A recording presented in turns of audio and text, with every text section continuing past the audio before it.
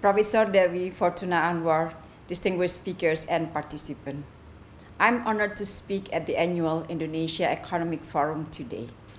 The topic is very timely as we just went through two significant events in the past 2 weeks. Last week, Indonesia successfully hosted the G20 summit in Bali.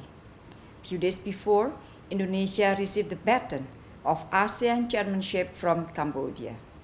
Allow me to focus on the G20 key takeaways and how this will sustain in our ASEAN chairmanship. Colleagues, initially, the world was very pessimistic that the G20 could reach an agreement for global recovery. But Indonesia has proved this wrong. G20 summit agreed on leaders' declaration. This has surprised the world. Even Global Times said G20 declaration dispels clouds, highlights value of seeking common ground while reserving differences. Indonesia fulfilled its promises during G20 presidency. First, ensuring an inclusive economic recovery that advances the interests of developing countries. This was the first G20 summit where developing nations shaped the global agenda. Second, generating concrete deliverables. For the first time, the G20 has resulted in concrete projects that truly benefit people in developing countries.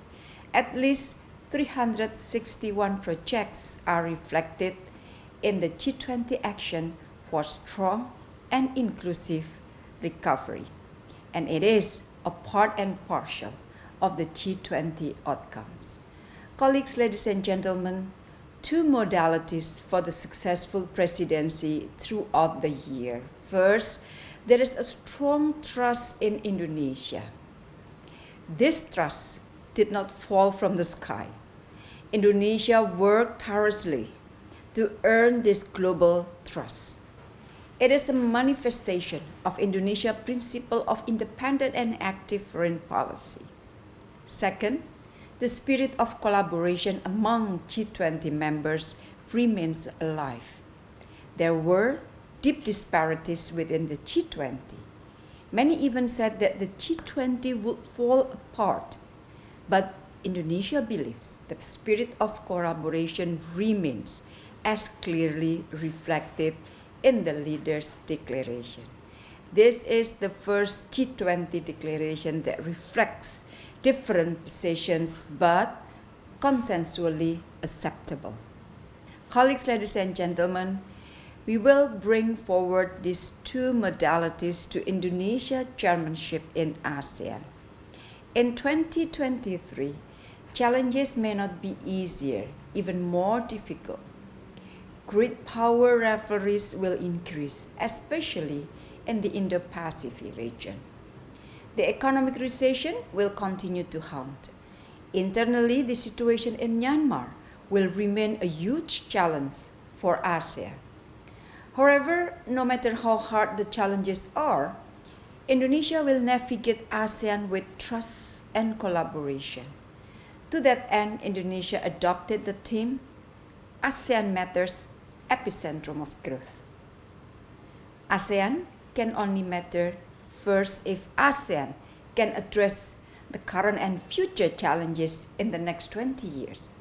Therefore, ASEAN 2045 must be more agile, responsive, and competitive. Second, if ASEAN can nurture its unity to promote human rights and democracy in the regions. Lastly, if ASEAN can bolster its centrality to maintain peace and stability in the Indo-Pacific region. Indonesia also aims to make ASEAN the epicentrum of growth. Economic growth has and will always be the story of ASEAN. This year, ASEAN economy was projected to grow much higher than global growth.